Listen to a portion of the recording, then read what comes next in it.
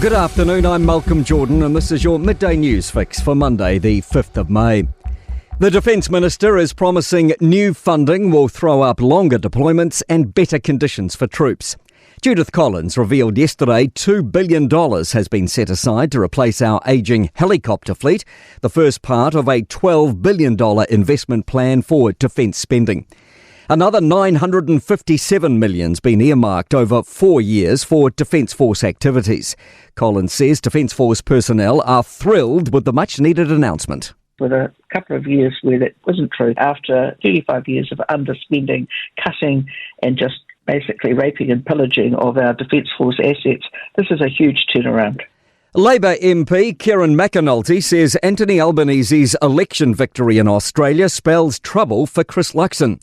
McAnulty attended Albanese's election party over the weekend as Labour's New Zealand campaign chair.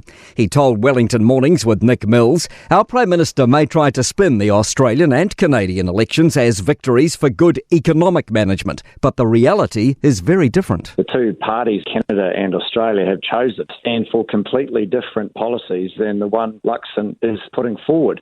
McAnulty says people are sick of culture wars and division from the top. 5 people with serious injuries have been taken to hospital after a crash on State Highway 1 between Invercargill and Bluff. The collision just after 8 a.m. involved at least 4 vehicles and 2 others have moderate injuries.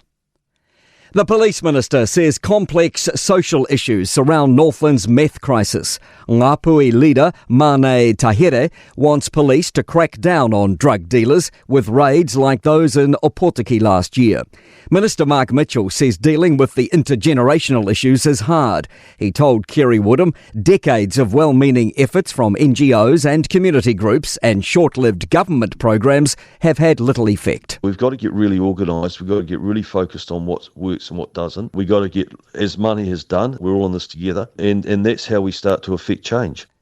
Banks Peninsula remains under a state of emergency after being inundated with last week's record rainfall. 4 households remain under evacuation orders.